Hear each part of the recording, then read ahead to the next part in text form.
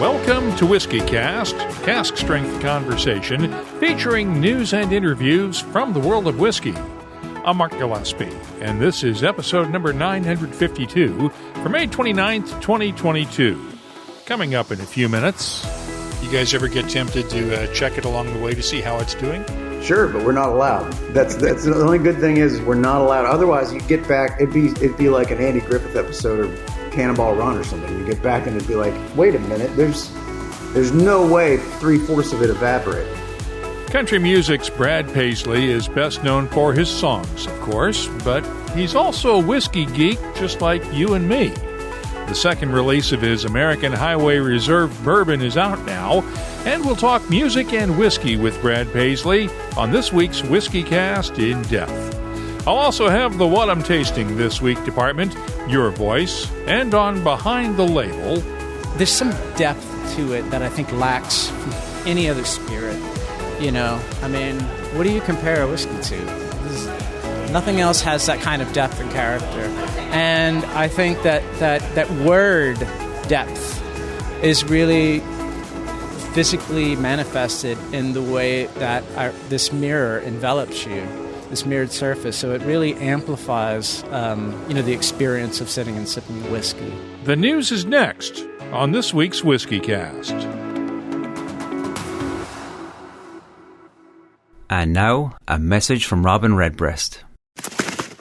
A thoughtful gift is hard work. What you need is a go-to multi-purpose gift for all occasions. A bottle of Redbreast can say, enjoy every minute, they grow up so fast. Oh. And equally nails, apologies for the back pain, I should have just hired a moving company. Proud sponsor of WhiskyCast. Redbreast. Pass it on. Hey friends, Gabriel Cardarella with Dewars. Whiskey and Golf, a match made in Scotland. Whether you shot a 72 or a 92, whiskey has its place after every day on the course. Which is why I'm excited to introduce to you your new favorite round after a round, Dewars 19-Year-Old Champions Edition. A special 19-year whiskey finished in first fill rye and new American oak barrels. Let's get started with the news. It's brought to you by the Dalmore. The world's largest bottle of whiskey fell short of setting another world record at auction this week. The Intrepid, a 311-liter bottle of 1989 Macallan, sold for $1.4 million at Lion and Turnbull on Wednesday. Part of the proceeds will go to various charities.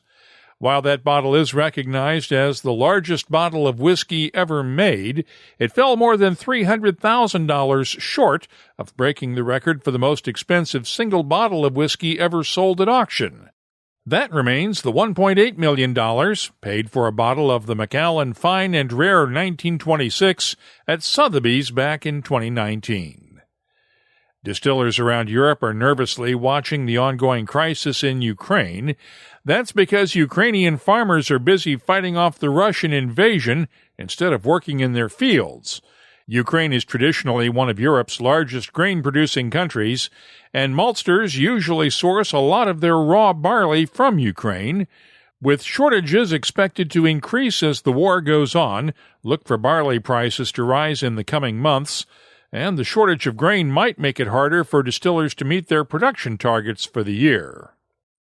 After a series of showings at whiskey festivals and events around the world, the film The Water of Life is headed for television in the U.S.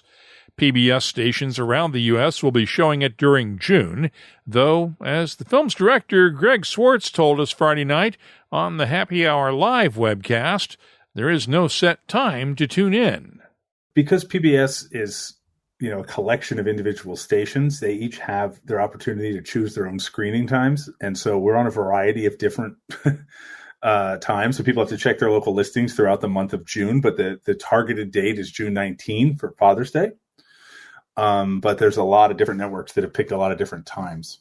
We've included a link in our show notes at the WhiskyCast website to the PBS website to help you find showings in your area during June.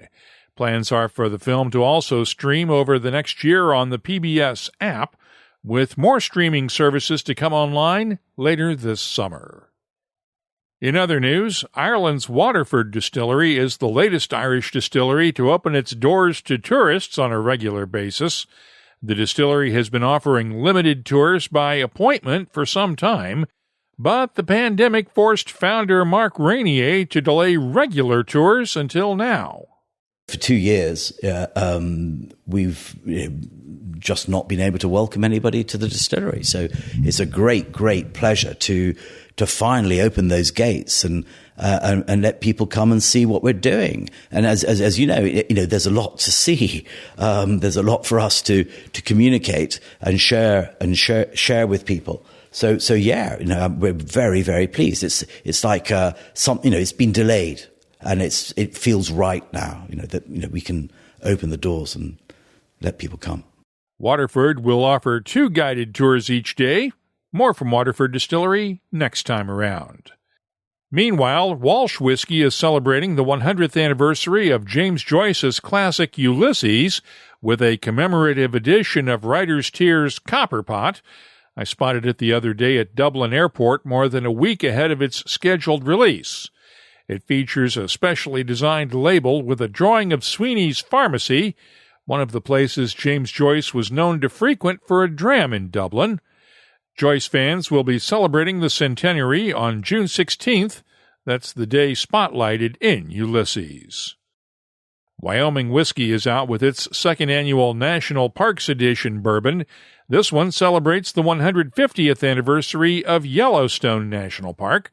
It's available now in Wyoming and through online retailers, and will reach retailers in New York this coming week, followed by Georgia, Colorado, and California. The distillery will also be releasing its annual Wyoming exclusive bottling at the end of June. Johnnie Walker is expanding distribution of its Black Label Sherry finish. It's been available exclusively in Taiwan for a while, but will now be available globally.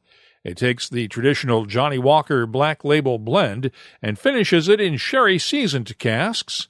It'll be available in more than 35 countries worldwide as a limited edition release. It's always fun to see new whiskeys from long-closed distilleries. Duncan Taylor & Company has reached into its cask archives for 2 1969 casks from Kinclaith and Carpathian distilleries. It's the first time Duncan Taylor has released whiskeys older than 50 years, and the allure of silent stills is always a draw, as Duncan Taylor's Ian Logan told us on the Happy Hour Live webcast Friday night. Well, Kinclaith had such a short life period, only from 1957 to 1975. It's probably one of the most hardest to find lowland distilleries, and we're incredibly fortunate in that we've still got stock at Duncan Taylor. Carpathian, it's probably one of the best kept secrets in Speyside. The people in the know all about it, but to find again casks that date all the way back to the 60s, and that's an inheritance we picked up from the previous owner of Duncan Taylor, Abe Rosenberg, a man who had an incredible collection of single cask whiskies, and when Ewan bought the business in 2001. So it doesn't come along every day. Both whiskeys are available by ballot exclusively through the Duncan Taylor website. The Kinclaith is priced at £12,300 a bottle. The Carpathian carries a price tag of £10,750. And finally, there's a new entrant on the world whiskey scene. Romania is known for its wines, but the first-ever Romanian single malt is about to hit the market. The Alexandrian Group's Carpathian single malt comes from a distillery at the edge of the Carpathian Mountains and is made with locally grown barley.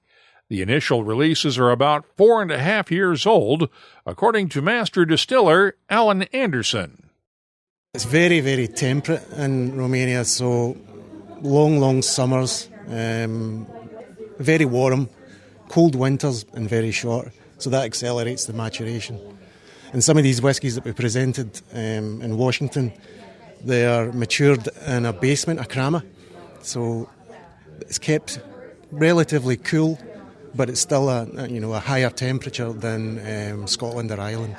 So it definitely has an impact on the flavour and the maturation. So There will be at least 3 initial expressions, Pinot Noir and Madeira cask finishes, along with a locally significant wine finish. It's likely the first single malt ever to be finished in Vitesca Neagra Romanian wine casks. The Carpathian will initially be available this summer in the U.S., the U.K., France, and Romania, with plans to expand to Japan shortly after that. I'll have my tasting notes for the Vitesca Neagra expression later on.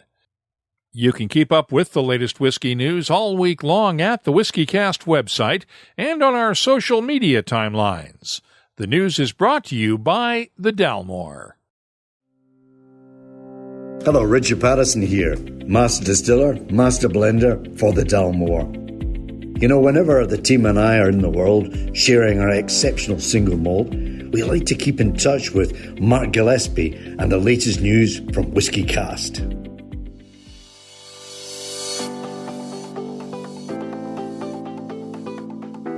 Time now for the WhiskyCast calendar of events, brought to you by Catoctin Creek Distilling. The Mashup Beer and Whiskey Festival is at Holyrood Distillery in Edinburgh, Scotland this coming weekend. The Whiskey Exchange in London has a Glenfiddich Grand Series Masterclass on June 8th. Whiskey Live Dublin is the weekend of June 10th and 11th. The Indie Spirits Expo is June 13th in New York City.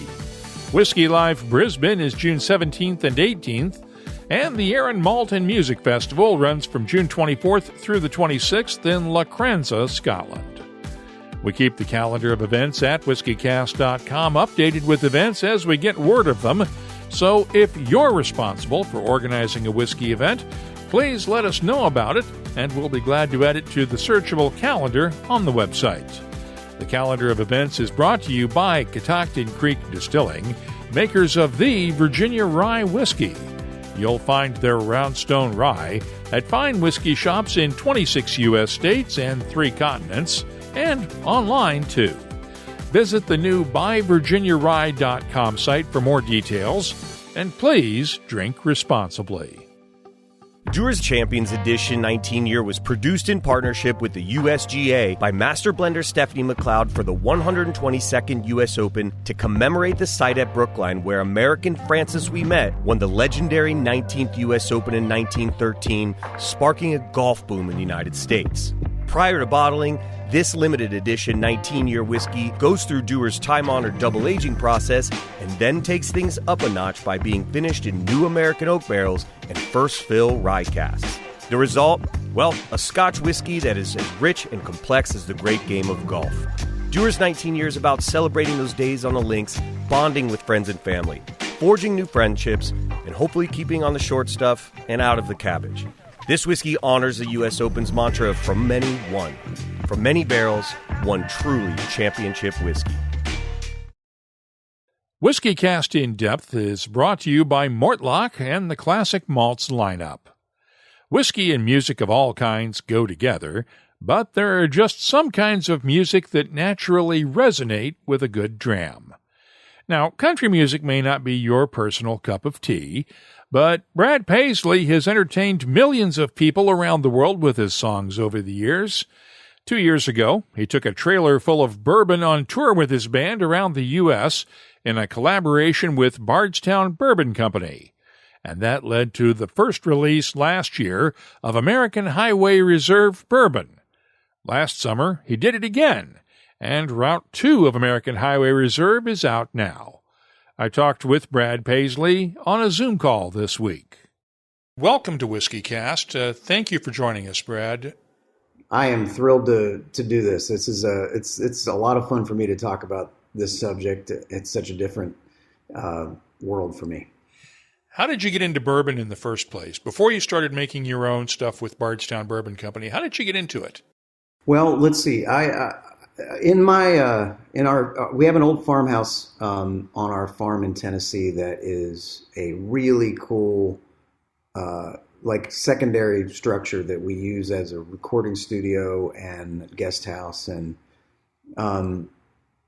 there's this long it was sort of a useless front indoor porch for quite a while. And it just kind of served as a place to store an extra kitchen table and a couple of weights. And I said to a contractor friend of mine that works out there a lot, I said, what if we turned this into an old pub or, whiskey bar, And so he went to town, and the next thing you know, we have an incredible, he hand carved all the wood. It's done with like this curly maple.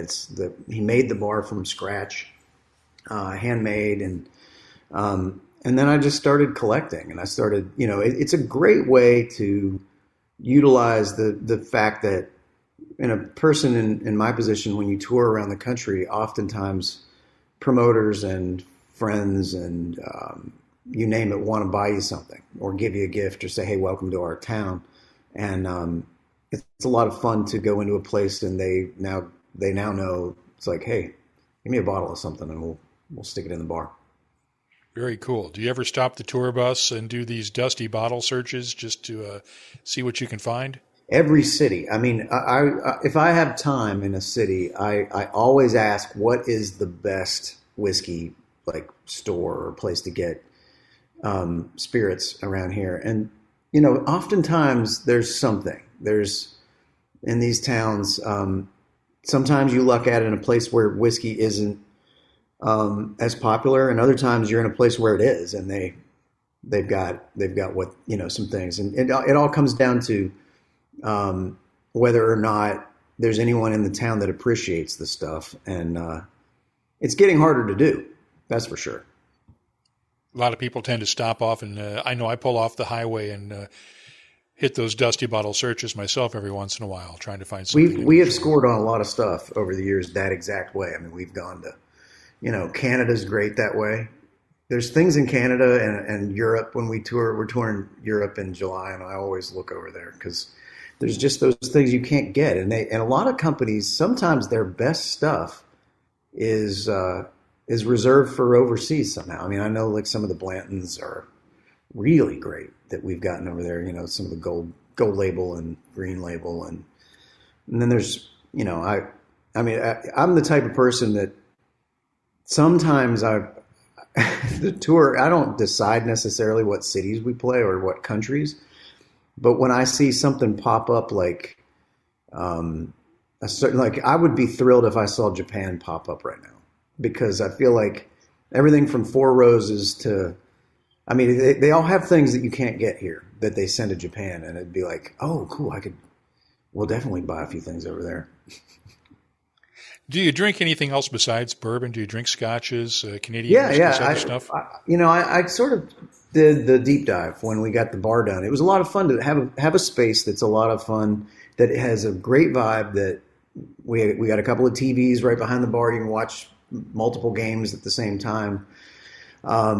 So yeah, there's times when you find yourself wanting to try, I definitely do. I appreciate a lot of things. Like I really like good Scotch when, it really is a remarkable art form, but it's definitely something where bourbon, I feel like you can score an incredible bottle of bourbon for $40. And I don't know if that's the case with Scotch. It's just gotten to the point where that's a lot of fun, because I started collecting this a while ago. So I ended up with things that, I've got 25-year things, and I got a couple of bottles of that when we were in Scotland last of some. I've got some 38-year-old. I've got some, and that's a really fun.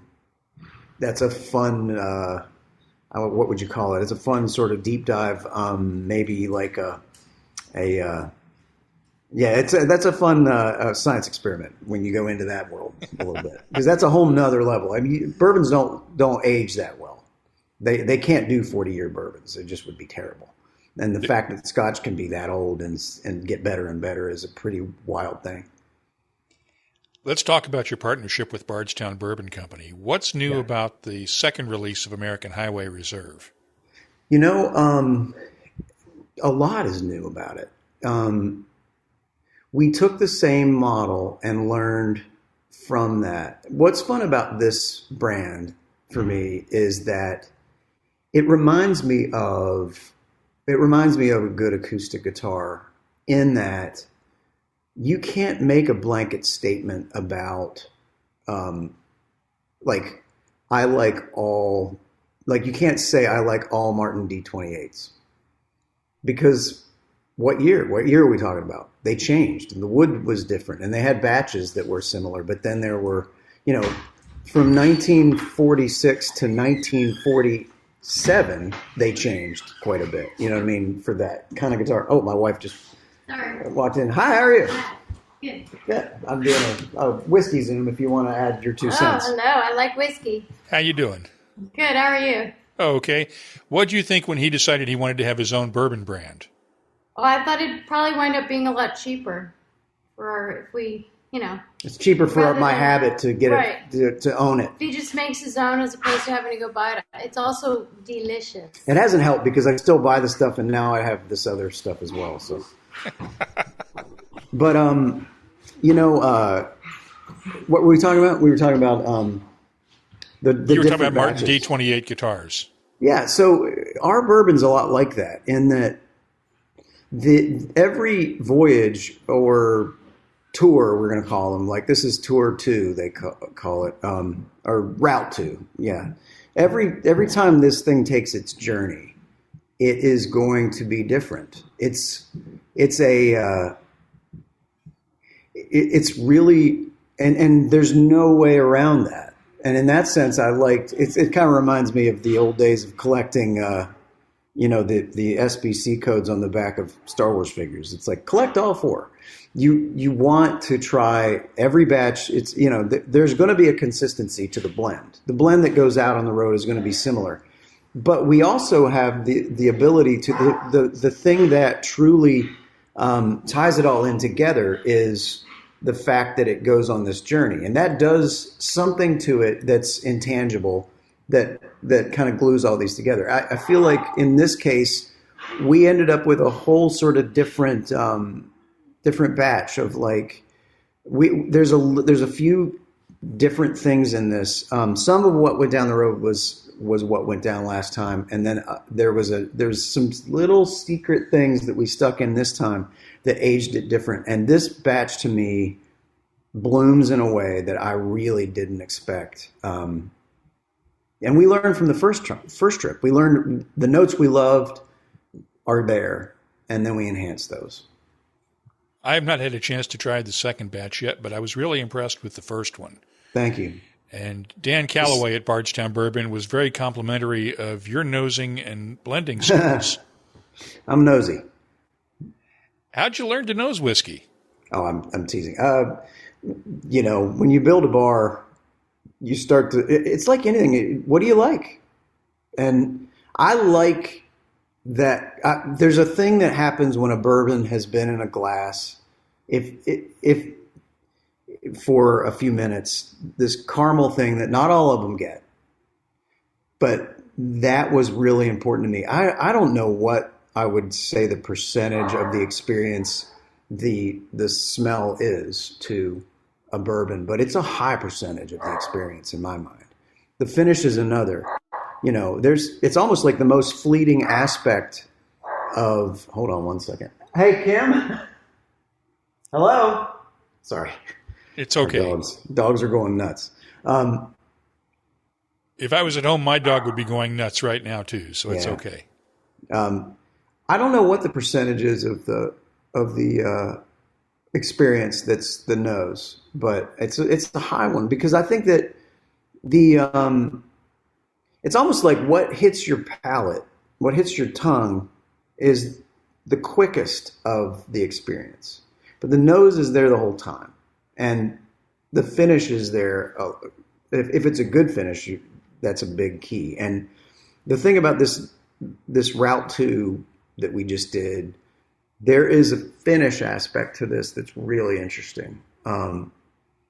That's very complex, and it has a little bit to do with some differences in the recipe. And we really take our time getting it right. Like, this isn't just thrown in a bottle. We're talking about, it's not like it just goes down the road and goes in the bottle. There's a blend that happens that's really key. And this one, the magic spot for Route 1 was 96 proof. This one's 98. And I don't know why this one, was better at 98, but it was. When you take it on the road, it follows your tour bus on the tour, right? Yeah. You guys ever get tempted to check it along the way to see how it's doing? Sure, but we're not allowed. That's the only good thing is we're not allowed. Otherwise, you get back. It'd be like an Andy Griffith episode or Cannonball Run or something. You get back and it'd be like, wait a minute, there's no way 3/4 of it evaporated.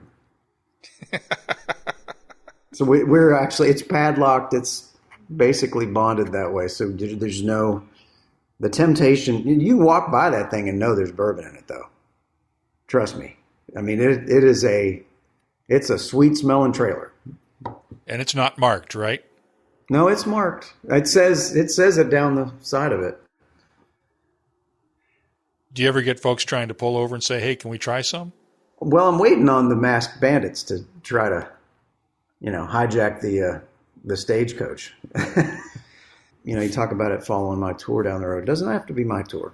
It doesn't even always have to be music. It can see the world or our country in various ways. And the same goes for, we have some pretty fun ideas for this, because usually bourbon is part of the experience once it's finished, and in our case, it can be part of the experience of something in the process, and then it's finished, and that is captured in what we do. And I think that travel aspect is such a key to who I've become as a human being, that it's fun that my whiskey offering is taking the same route I took as a kid from West Virginia that had never been west of the Mississippi River besides one time, to release a whiskey that's kind of like, I learned a lot and it will too, What is it about bourbon and country music that seem to go just so perfectly together?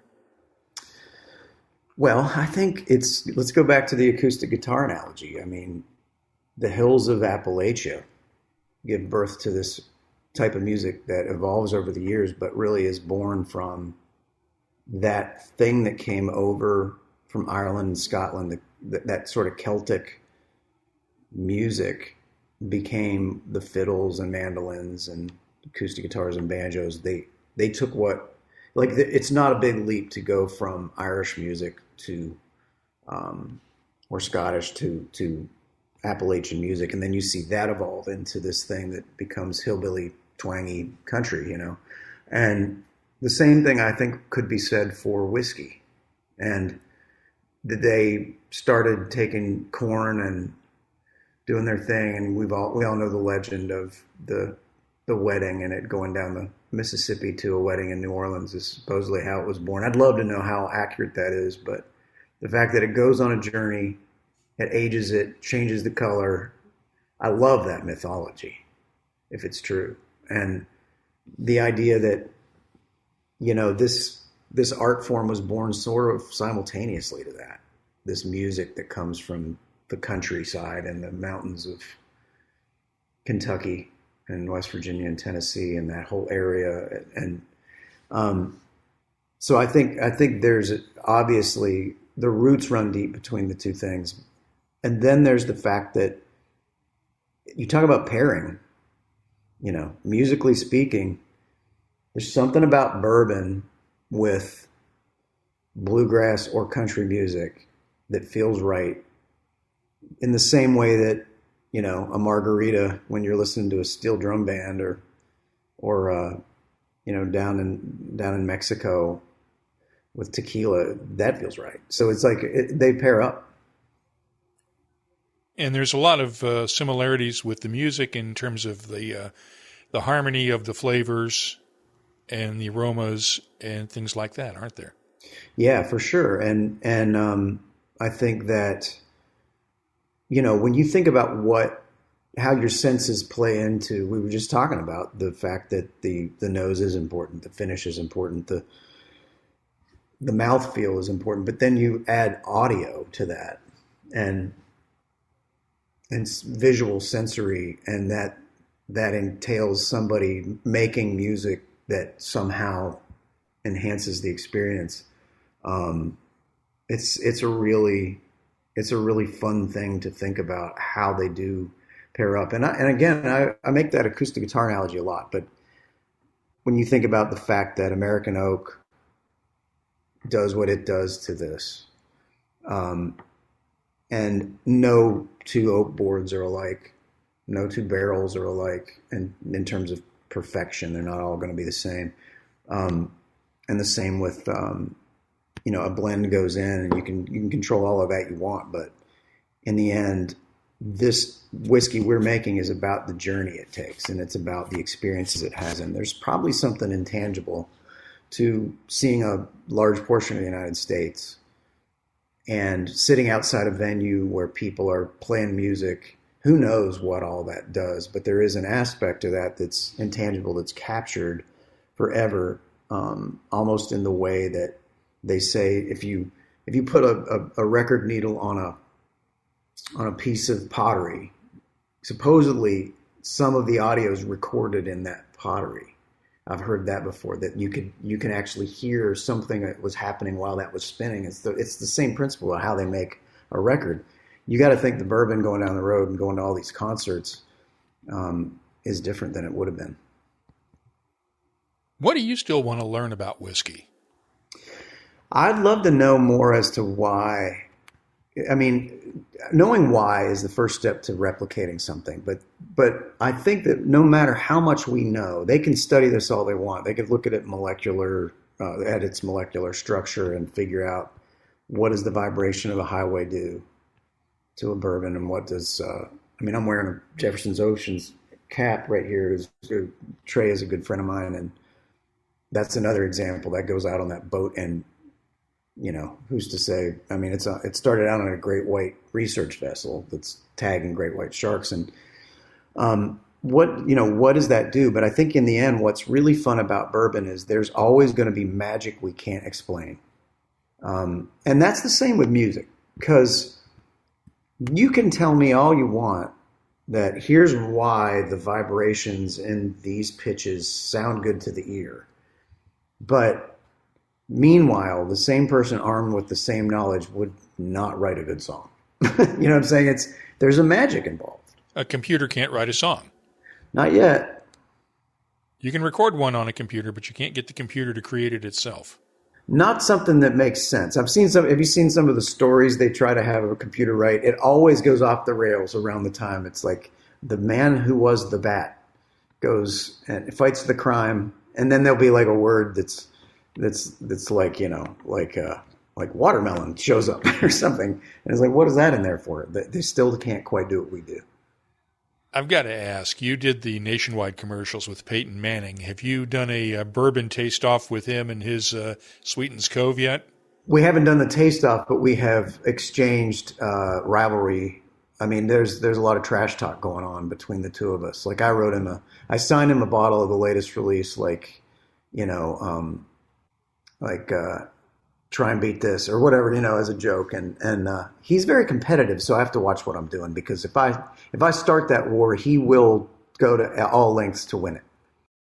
Brad Paisley's summer tour hits Pittsburgh and Philadelphia this week and continues with U.S. dates throughout June. Bourbon trailer in tow. There are July stops in Glasgow, Dublin, Denmark, the Netherlands, Norway, Sweden, and Germany, but the whiskey trailer will not be making those tour stops. There are links for both Brad Paisley's website and the American Highway Reserve website in the show notes for this episode at whiskycast.com. That's WhiskyCast In-Depth. It's brought to you by Mortlock, whiskey's best-kept secret. Hidden away for decades in some of the world's most famous Scotch whiskies comes a single malt inspired by an original for a fortunate few. Discover the entire Mortlock lineup at malts.com. The What I'm Tasting This Week department is brought to you by Sagamore Spirit. I received a sample of the latest American Highway Reserve Bourbon a couple of days after our interview.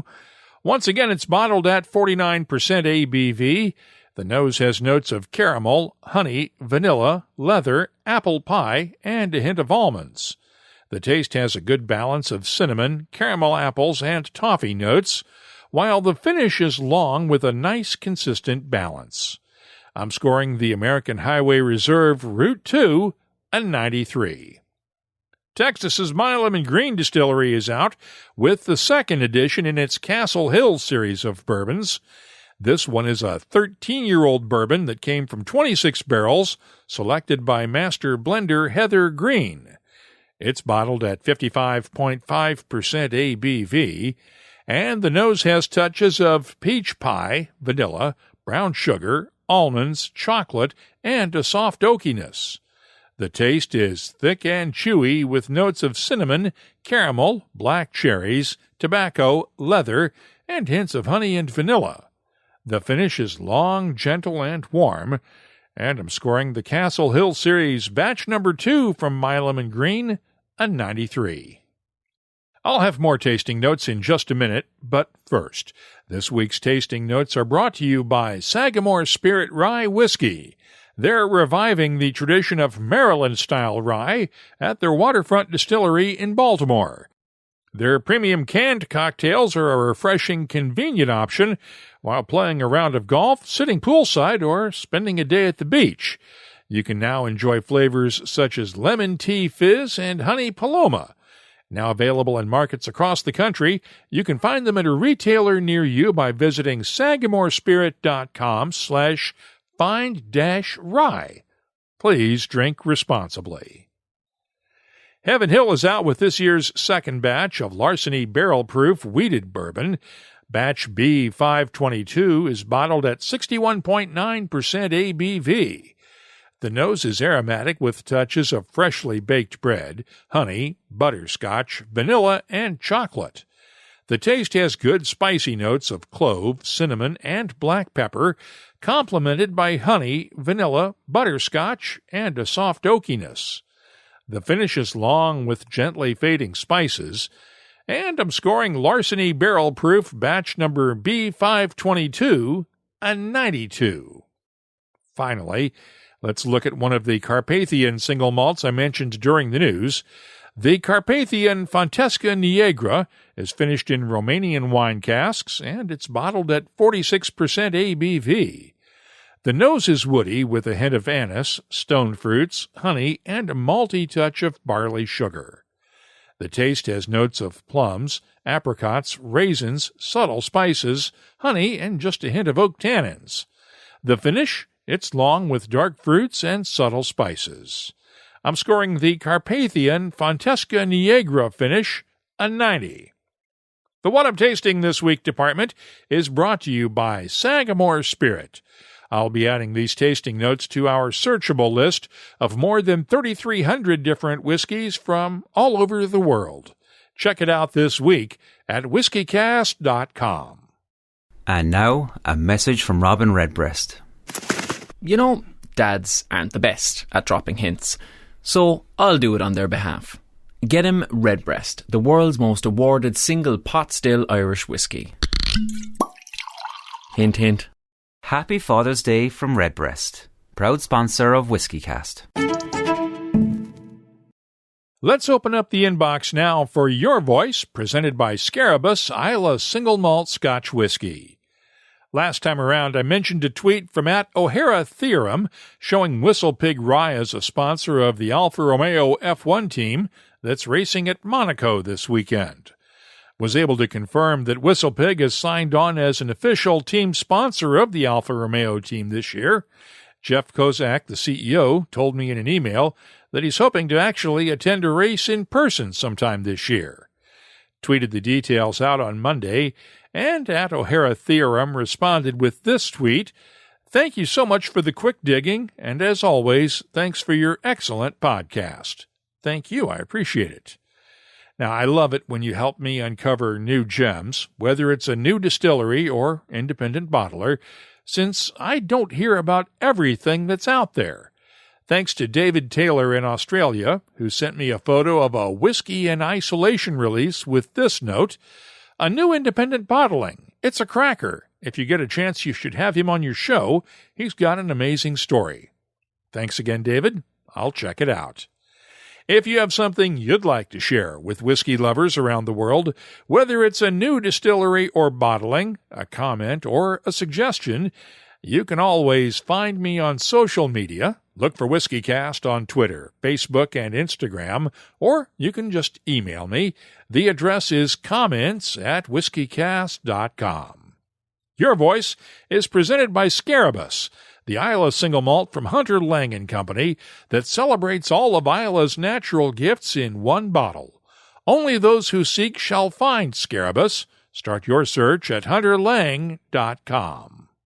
Let's close out the show now with Behind the Label, our look at the history, science, and people who make whiskey unique. It's brought to you by Writer's Tears. In our conversation with Brad Paisley a few minutes ago, we talked about the intersection of music and whiskey. Now let's talk about the convergence of design, art, engineering, and whiskey. Joe Doucette is an award-winning industrial designer. He worked with Mortlach on a design project inspired by the whiskey and its unique distillation process. The project ended with Tropos. It's an unusual stainless steel chair that wraps around the occupant, complete with a place to hold a glass of whiskey.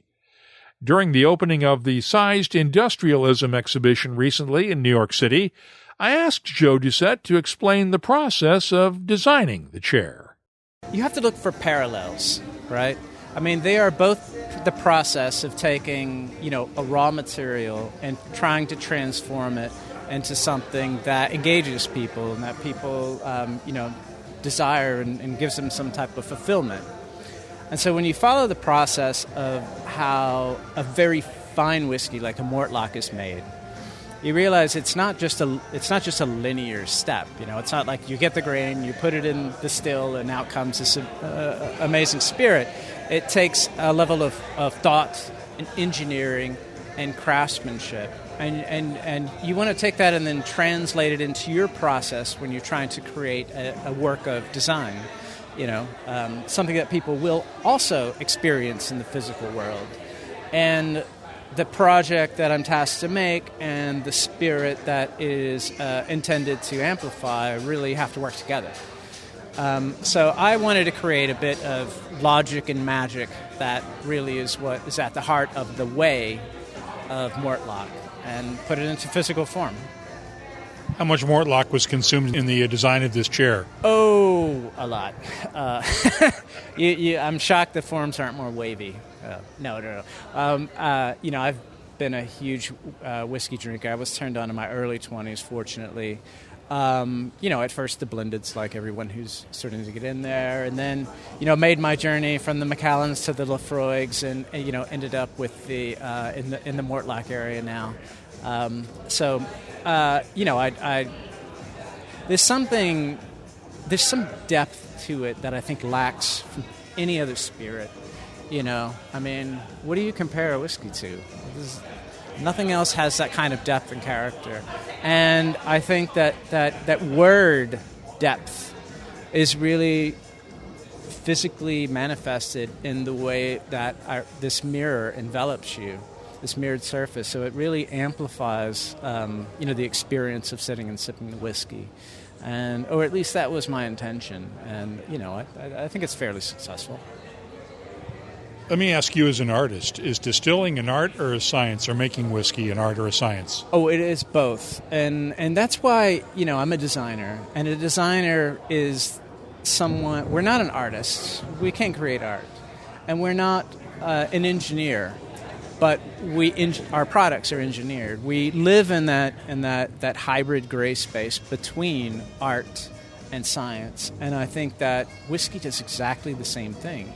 You can have the best formula, but if you don't have the nose and the eye and the mouth, if you don't have that spirit to create something amazing, if you're just trying to make a good product, you're never going to transcend the average and the mundane.